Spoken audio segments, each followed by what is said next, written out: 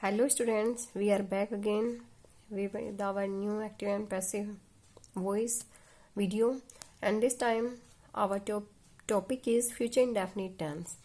Students, future indefinite tense में आपने जब हम एक्टिव सेंटेंस पढ़ रहे थे, यानी कि हम जब ट्रांसलेशन पढ़ रहे थे तब हमने पढ़ा था कि इसमें जो हमारी हेल्पिंग वर्ब होती हैं वो होती हैं विल या शैल। आई और वी के साथ सिर्फ आई और वी जो हमारे सब्जेक्ट्स हैं इनके साथ हम हेल्पिंग वर्ब शैल का यूज़ करते हैं, और ऑल अदर जितने भी हमारे सब्जेक्ट्स होंगे, चाहे वो नाउन है चाहे वो प्रोनाउन है, उन सब के साथ हम हेल्पिंग वर्ब विल का ही यूज़ करते हैं। अब जब हम एक्टिव से पैसिव में चेंज करेंगे तो वहाँ पे हमारी, जब हम एक्टिव में होते हैं तो बस हमारा सेंटेंस होता है सब्जेक्ट प्लस विल या शैल, लेकिन जब हम पैसिव में जाएंगे तब हमारा अफर्मेटिव सेंटेंस को अगर हम स्टार्ट करते हैं तो अफर्मेटिव सेंटेंस में हम रूल देख लेते हैं। तब यहाँ पे हमारा सबसे पहले सब्जेक्ट आएगा और फिर विल या शैल बी, यानी एक्टिव सेंटेंस में तो सिर्फ हमारा विल या शैल होता है, लेकिन जब हम पैसिव वर्ब में पैसिव वॉइस में चेंज करेंगे तो हमारा विल या शैल के साथ एक और हेल्पिंग वर्ब बढ़ जाएगी और वो होगी हमारी बी, यानी कि सब्जेक्ट और फिर विल बी या शैल बी। और विल बी शैल बी का रूल आपको पता है कि सिर्फ आई और वी के साथ हम शैल का यूज करते हैं, बाकी ऑल अदर जितने भी हमारे सब्जेक्ट्स होते हैं सबके साथ हम यूज करते हैं हेल्पिंग वर्ब विल को। फिर उसके बाद हमारी मेन वर्ब की थर्ड फॉर्म, फिर बाई और फिर ऑब्जेक्ट। क्लियर करते हैं सेंटेंस को लेके। दे शैल कंप्लीट दियर होमवर्क टुमारो, वे टुमारो अपना होमवर्क कंप्लीट कर लेंगे। दे शैल कंप्लीट दियर होमवर्क टुमारो, एक्टिव वॉइस। अब हम इसे पैसिव वॉइस में कैसे चेंज करेंगे, तो यहाँ पे हमारा सब्जेक्ट क्या हो जाएगा, दियर होमवर्क। और दियर होमवर्क बताया था कि अदर जितने भी सब्जेक्ट्स हैं उन सब के साथ हम हेल्पिंग वर्ब यूज करेंगे विल बी। तो सब्जेक्ट हो गया हमारा दियर होमवर्क और फिर हमारी हेल्पिंग वर्ब आ जाएगी विल बी। इसके बाद हमारी मेन वर्ब है कंप्लीट, और कंप्लीट की थर्ड फॉर्म हो जाएगी कंप्लीटेड, फिर बाई और फिर ऑब्जेक्ट, यानी कि जो हमारा एक्टिव वॉइस का सब्जेक्ट है दे और दे का ऑब्जेक्टिव फॉर्म क्या है, दैम। इसके बाद हमारा जो टाइम एक्सप्रेसिंग वर्ड है वो है टुमारो, और टुमारो हमारा सबसे लास्ट में जाएगा। तो हमारा सेंटेंस क्या प्रिपेयर होता है, their homework will be completed by them tomorrow. ये हमारा एक्टिव से पैसिव में अफर्मेटिव सेंटेंस चेंज हो जाता है। अब इसके बाद चलते हैं हम नेगेटिव सेंटेंस पे, और नेगेटिव सेंटेंस में सबसे पहले वही हमारा सब्जेक्ट आएगा, फिर जहाँ पे हमारा विल बी शैल बी था वो दोनों हेल्पिंग वर्ब्स अलग हो जाएंगी और उनके बीच में एक वर्ड बढ़ जाएगा नोट, यानी कि यहाँ पे हम यूज करेंगे subject plus will not be, या फिर शैल नोट बी, फिर वर्ब की थर्ड फॉर्म, फिर बाई और फिर ऑब्जेक्ट। सेंटेंस से क्लियर करते हैं, the wood cutter will not cut the trees, active voice में। अब इसके बाद सेंटेंस हमारा है the wood cutter will not cut the trees. हमारा सेंटेंस का, अब हम ये तो एक्टिव वॉइस का सेंटेंस हुआ, अब इसे पैसिव वॉइस में चेंज करेंगे। सबसे पहले हमारा सब्जेक्ट हो जाएगा द ट्रीज, और द ट्रीज के साथ हम हेल्पिंग वर्ब क्या यूज करेंगे, विल। इसके आफ्टर क्या आएगा, नॉट, और फिर इसके आफ्टर आएगा बी, फिर वर्ब की थर्ड फॉर्म वर्ब जो कट वर्ब है, इसकी तीनों फॉर्म कट ही होती हैं, कट कट कट, यानी यहाँ पे भी हमारा कट ही रहेगा। फिर बाई आ जाएगा और फिर हमारा ऑब्जेक्ट यानी कि एक्टिव वॉइस का सब्जेक्ट, और वो क्या था, the wood cutter.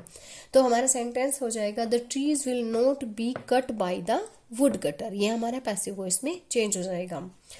I think यहाँ तक क्लियर है। अब चलते हैं हम नेक्स्ट, हमारा है इंट्रोगेटिव सेंटेंस, और इंट्रोगेटिव सेंटेंस में हम वही जो हमने पास्ट इंडेफिनिट में भी पढ़ा था कि सबसे पहले हम WH को लेके आएंगे, उसके बाद हम विल या शैल हमारी जो हेल्पिंग वर्ब है, और यहाँ पे अब तक तो विल या शैल और बी के बीच में था नोट, लेकिन यहाँ एक और चीज़ बढ़ जाएगी, हम हमारा विल या शैल के आफ्टर आएगा सब्जेक्ट, उसके आफ्टर नोट, और फिर उसके आफ्टर बी, फिर वर्ब की थर्ड फॉर्म, फिर बाय, फिर ऑब्जेक्ट।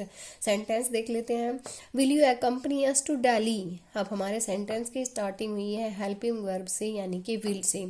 तो हम जब इसे पैसिव वॉइस में चेंज करेंगे तब भी हम इसकी स्टार्टिंग करेंगे हेल्पिंग वर्ब से ही। तो हमारा सबसे पहले हमें देखना होगा कि हमारा पैसिव वॉइस का सब्जेक्ट क्या है। अब क्योंकि हमारा एक्टिव वॉइस का सब्जेक्ट अस है, तो अस यानी कि ऑब्जेक्टिव फॉर्म है, और अस का सब्जेक्टिव फॉर्म क्या होगी, वी।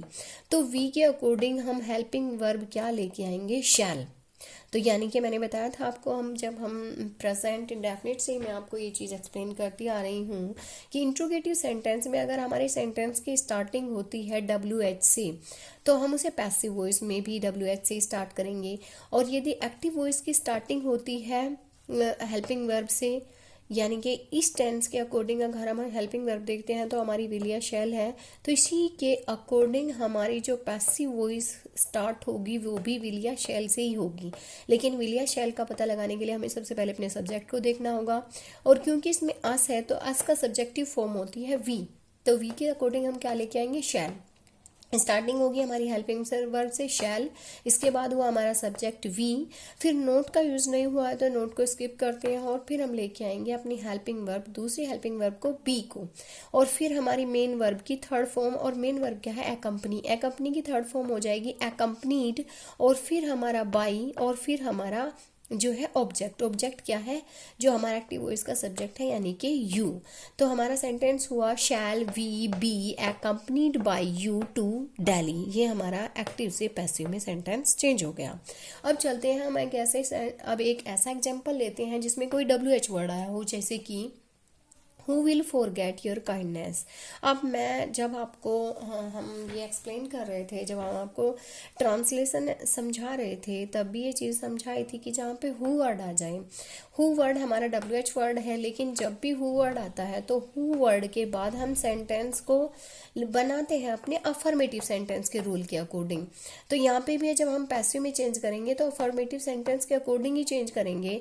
तो या तो हम हु के साथ, जैसे अब हमारा सब्जेक्ट हु हो गया, और हु का जो ऑब्जेक्टिव फॉर्म है वो है हुम। अब या तो आप बाई को लास्ट में लेके आ जाएं या स्टार्टिंग में भी लेके आ सकते हैं। तो स्टार्टिंग होगी हमारी ऐसे बाई हुम।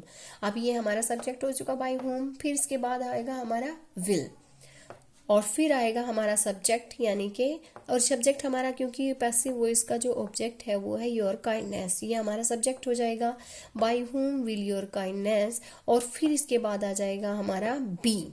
नोट वर्ड नहीं हुआ है यूज, तो हम बी लेके आ जाएंगे। और फिर मेन वर्ब की थर्ड फॉर्म, और मेन वर्ब क्या है हमारी फॉरगेट, और फॉरगेट की थर्ड फॉर्म हो जाएगी फॉरगेटन। तो हमारा सेंटेंस क्या हुआ, बाय हुम। बाय हुम आ गया हमारा, WH वर्ड आ गया, बाय होम। उसके बाद हम विल या शैल लेके आएंगे बाय होम। तो ये आपको पता है, क्लियर है पहले से ही, कि सिर्फ आई वी को छोड़ के अदर जितने भी हमारे सब्जेक्ट हैं हम क्या यूज़ करेंगे, उनके साथ हेल्पिंग वर्ब विल। तो बाय होम के साथ हमारी हेल्पिंग वर्ब हो जाएगी विल। इसके बाद हमारा सब्जेक्ट हुआ योर काइंडनेस, नोट का यूज़ नहीं हुआ है, फिर हम यूज़ करेंगे बी का, और फिर हमारी मेन वर्ब यानी कि फॉरगेट, और फॉरगेट की थर्ड फॉर्म हो जाएगी फॉरगेटन। तो हमारा सेंटेंस क्या ट्रांसलेट हुआ, by whom will your kindness B forgotten. ये हमारा पैसिव में चेंज हो गया। स्टूडेंट्स, इन एग्जांपल्स के साथ मैंने आपको एक्सप्लेन करने की कोशिश की है कि फ्यूचर इंडेफिनिट टेंस को हम एक्टिव से पैसिव में कैसे चेंज करेंगे। तो स्टूडेंट्स, ये आपको क्लियर हो गया होगा। स्टूडेंट्स, आप इन सेंटेंस की जितनी ज़्यादा प्रैक्टिस करेंगे उतना ही ज़्यादा आपको परफेक्शन अचीव होगा। तो स्टूडेंट्स, इनकी प्रैक्टिस करते रहें, और कहीं भी आपको कोई प्रॉब्लम होती है तो मैसेज करके मुझसे मिलते रहें, पूछते रहें, और मिलते हैं स्टूडेंट्स अपने नेक्स्ट वीडियो में। Till then, bye.